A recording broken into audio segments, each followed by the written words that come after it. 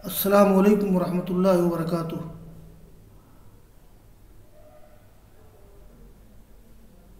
अज़ीज़ तलबा, सही मुस्लिम किताबुल ईमान के 10 अबवाब पूरे हो चुके हैं। आज 11वां बाब पढ़ाया जाएगा इंशाअल्लाह, और वो बाब है बाबुद दलील अला अन्ना मन रज़िया बिल्लाहि रब्बन व बिल इस्लाम दीना व बि मुहम्मद सल्लल्लाहु अलैहि वसल्लम रसूला फ़हुव मुमिनुन व इन इर्तकबल मआसी अल कबाइर।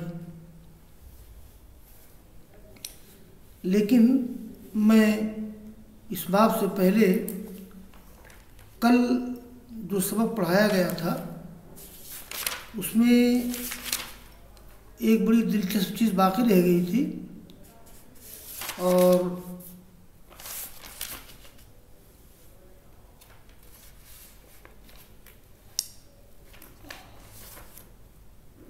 कल जो बाब पढ़ाया गया था उसमें एक सनद गुजरी है, तो मैं चाहता हूँ कि उस सनद में बाज़ निकात और बाज़ लताइफ़ हैं जिनकी वजाहत कर दूँ।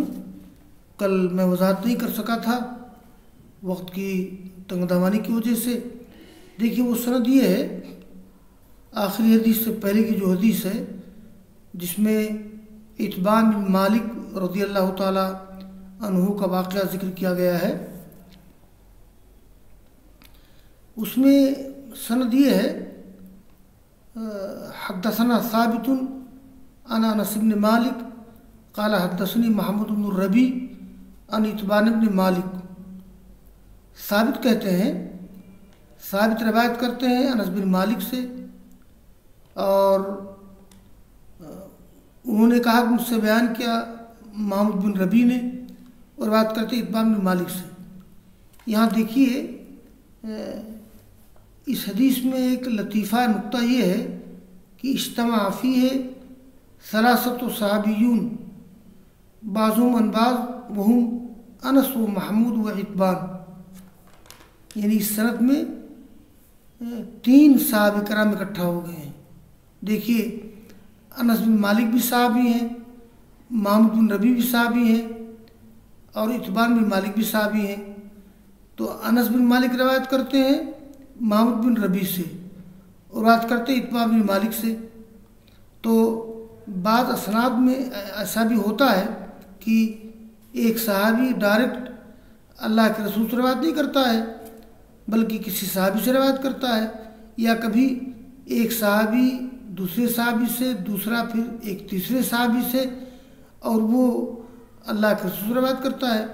तो यहाँ 3 सहाबी कराम इकट्ठा हो गए हैं, बाज़ बात से रवायत करते हैं। अनस रवायत करते हैं महमूद बिन रबी से, वो इत्बान बिन मालिक से, ये तीनों सहाबी हैं। यहाँ मैं तलबा को बता दूँ, ऐसा भी कभी कभी होता है कि एक सहाबी किसी ताबी से रवायत करे, वो ताबी किसी और सहाबी से रवायत करे, और वो सहाबी फिर अल्लाह के रसूल से रवायत करे। तो सनदों में इस तरह के भी पुरलुत्फ सनदें मौजूद हैं। यहाँ बहरहाल 3 सहाबी कराम हैं, अन अनस बिन मालिक क़ाल हद्दसनी महमूद बिन रबी अन इत्बान बिन मालिक। अच्छा, यहाँ एक दूसरी चीज़ ये है इस सनद में, ये उसूल हदीस की किताबों में तलबा ने पढ़ा होगा कि रवायतुल अकाबिर अन असागिर, यानी वो सहाबा किराम, वो लोग जो दर्जे में बड़े हों, इल्म में बड़े हों, वो रवायत करें उन छोटे लोगों से, उन लोगों से जो इल्म में उनके मुकाबले में छोटे हों, उम्र में छोटे हों। यहाँ कुछ यही कैफियत है। देखिए, ये यहाँ देखिए, अनस बिन मालिक रवायत करते हैं महमूद बिन रबी से, और महमूद बिन रबी इत्बान बिन मालिक रवायत करते हैं। हालांकि इन्ना अनसन अकबर बिन महमूद सिन्नम व इल्मन व मर्तबतन,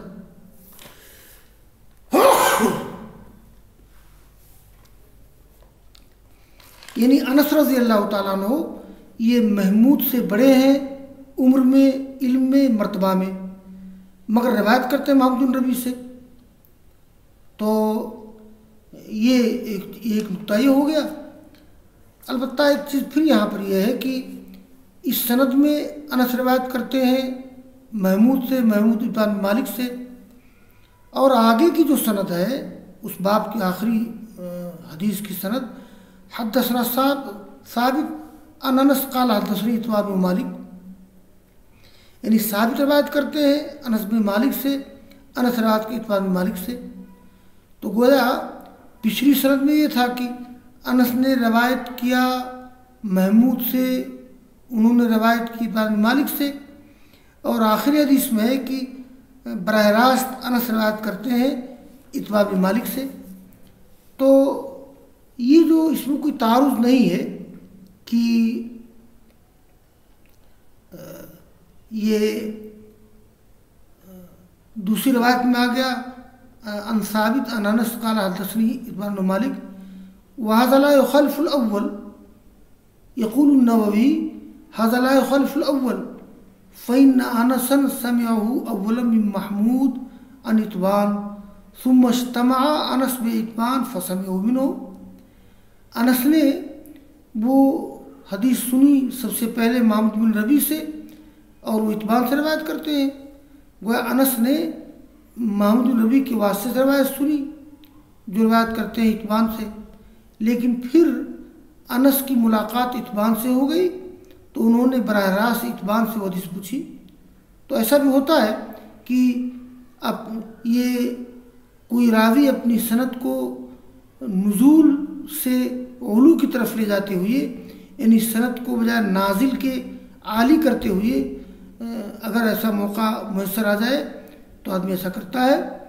तो गोया अनस का समा साबित है महमूद बिन रबी से और महमूद का समा इत्बा बिन मालिक से, और इसी रवायत में अनस ने बराह रास्त इत्बान से भी रवायत की है, इसलिए यहाँ आ गया ये हद्दसना साबित अन अनस। और मैं एक चीज़ और उसमें रह गई थी कि पहली रवायत में है कि इत्बान ने कहा कि असाबनी फ़ी बसरी बादुश्शय, मेरी बीनाई में कोई चीज़ लायक हो गई है। इसमें बराह रास्त अंधा होने का जिक्र नहीं है, लेकिन आखिर रवायत में है अन्नहु आमिया कि इत्बान अंधे हो चुके थे। तो यहाँ पर ये जो आया कि असाबनी फ़ी बसरी बादुश्शय, इस बादुश्शय से मुराद अंधापन ले लिया जाए। दूसरा एहतमाल ये है कि उन्होंने इरादा किया कि उनकी बीनाई कमज़ोर थी, ज़्यादा बीनाई चली गई थी, इत्बान बिन मालिक की ज़्यादा बीनाई चली गई थी, तो उसका इजहार किया ये असाबनी फ़ी बसरी बादुश्शय, उसी ज़्यादा बीनाई चले जाने को उन्होंने नाबीनाई से ताबीर किया है अन्नहु आमिया।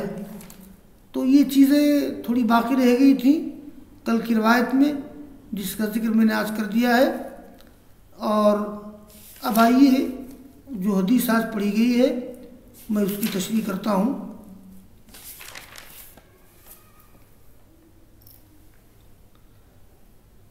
तो किताबुल ईमान का 11वां बाब है, बाबुद दलील अला अन्ना मन रदिया बिल्लाहि रब्बन व बिल इस्लामी दीना व बि मुहम्मद सल्लल्लाहु अलैहि वसल्लम रसूला फहुव मुमिन व इन इर्तकबल मआसिल कबाइर। इस बात की दलील कि जो राज़ी हो अल्लाह के रब होने पर, इस्लाम के दीन होने पर, मोहम्मद सल्लल्लाहु अलैहि वसल्लम के रसूल होने पर, तो वो मोमिन है। यानी अगर वो राज़ी हो अपने दिल से, वो मोमिन है, अगरचे बड़े गुनाहों के इर्तिकाब करे। ये जो हदीस जिक्र की गई है, इस हदीस से अल्लामा नबवी ने जो उन्वान कायम किया है, तो मैं बता चुका हूँ कि ये जो गुनाह कबीरा का इर्तिकाब करे तो इसके बारे में अहले सुन्नह वल जमाअह का अक़ीदा ये है कि वो मोमिन है। गुनाह कबीरा की इर्तिकाब से कोई शख्स दायरे इस्लाम से खारिज नहीं होता है।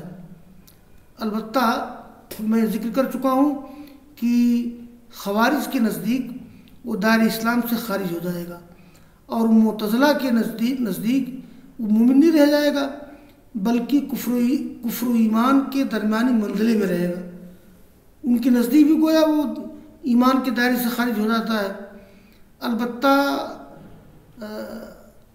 अंजाम के एतबार से इन दोनों का अक़ीदा ये है कि गुनाह कबीरा का मुर्तकिब मुखल्लद फिन्नार होगा, यानी हमेशा में जहन्नम में रहेगा। तो जो हदीस में जिक्र की गई है, इस हदीस से अल्लामा नववी ने जो उन्वान कायम किया है उससे तरदीद की है ख़वारिज की और मुतज़िला की। जैसा कि पिछली रवायत में आया कि उन रवायतों में भी जिक्र किया गया है कि अगर कोई शख्स यकीन रखे, एतक़ाद करे तौहीद का, रिसालत का और दूसरे एतक़ादी उमूर का, तो वो मोमिन है। गोया ईमान के लिए एतक़ाद ज़रूरी है।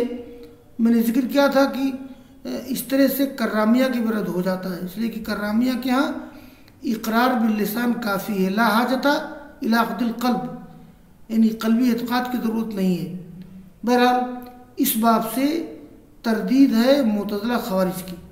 देखिए रवायत क्या है, तरदीद कैसे होती है, इस्तिंबात कैसे होता है, गौर कीजिएगा इस पर। ये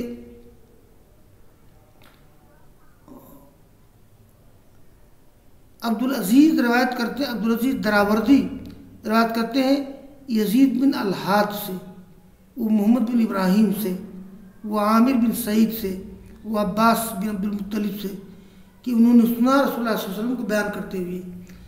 इसमें जो यजीद बिन अल-हाद है, देखिए एक बात जान लीजिए कि ये अरबी में जो इसम फ़ाइल के सेगे नाक़िस होते हैं, यानी आखिर में हरफिल्लत होता है, हरफिल्लत लौट आता है, चाहे बेनही लौट आए चाहे बदल करके लौट आए। अब जैसे अद्दाई, तो ये इसम मनकूस है, इस पर इस्लाम दाखिल है, तो अद्दाई दाल आयन या असल में वाव था, तो अलिफ्लाम जब दाखिल होगा तो हरफ आखिर लौट आएगा। या जैसे अल-हादी, इसकी रूफ फसली है हा दाल या, अलिफ्लाम दाखिल करेंगे तो अल-हादी हो जाएगा।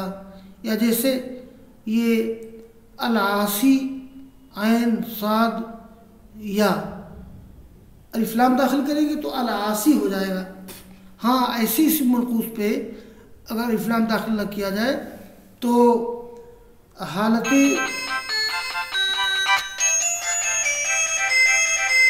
हाँ हेलो जी, हाँ सब जी, आवाज़ नहीं पहुँच रही क्या? जी जी। तो इस तरह के अल्फाज में जो इसमें मनकूस हैं, अगर अलिफ्लाम दाखिल न हो तो हालत नसब में उनका एराब लफ्ज़ी होता है, और हालत रफ़ा और जर में एराब तकदीरी होता है। ये अरबी ज़ुबान का कायदा है, और अल-मुख्तार इंदा अहल अरबिया फ़ी नज़ाइरिही बिलिया कलासी उबन बिलवाली, लेकिन हरफ अखीर के हज़फ के साथ भी इसका इस्तेमाल होता है। कुरान करीम में भी इस्तेमाल हुआ है, हदीस में भी इस्तेमाल हुआ है। तो कुरान करीम में भी इस्तेमाल हुआ है, जैसे ये एक सूरा है, मैं मिसाल जिक्र कर दूँ, इरमज़ातिल इमाद,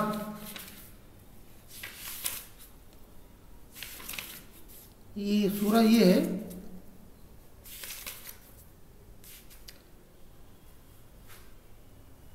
अलम तरा कैफ़ फ़अल रब्बुका बिआद इरमज़ातिल इमाद अल्लती लम युख़लक़ मिस्लुहा फ़िल बिलाद व समूदुल्लज़ीना जाबुस्सख़रा बिलवाद। ये बिलवादी है, अलिफ्लाम है या होना चाहिए।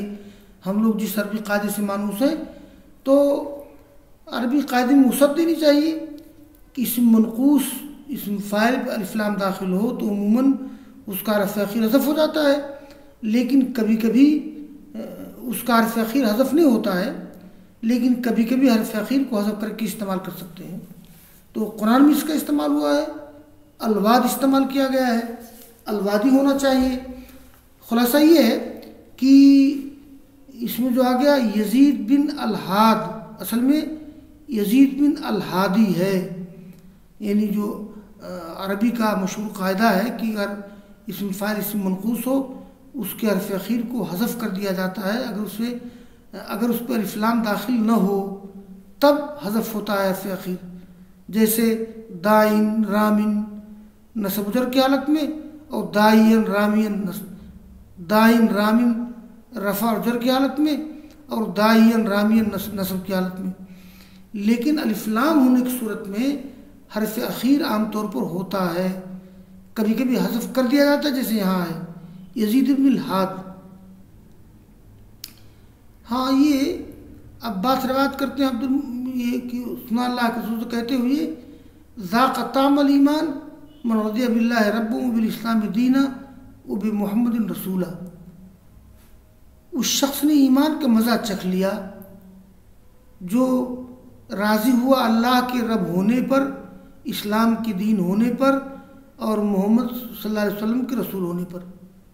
देखिए, गोया जो तौहीद का कायल हो, इस्लाम को सच्चा मज़हब मानता हो, रिसालत का कायल हो, गोया कि वो मोमिन है, उसने ईमान का मज़ा चख लिया है। ये इस्तिदलाल कैसे होगा?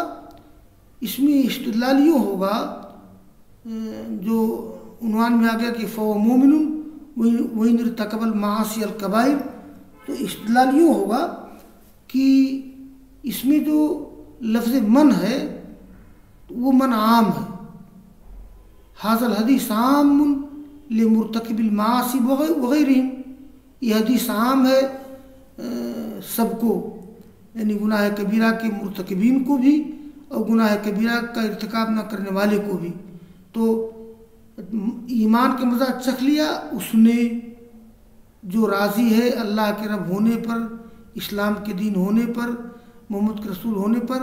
इसमें मन आम है, चाहे वो गुनाह कबीरा का मुर्तकिब हो चाहे न हो।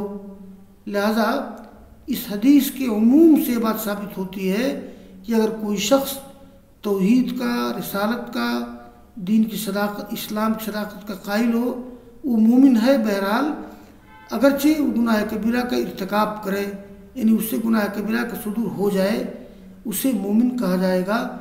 तो इसमें ज़ाक़तामल ईमान मन, तो मन आम है, हाज़ा यउम्मु मुर्तकिबिल मासी वग़ैरहिम।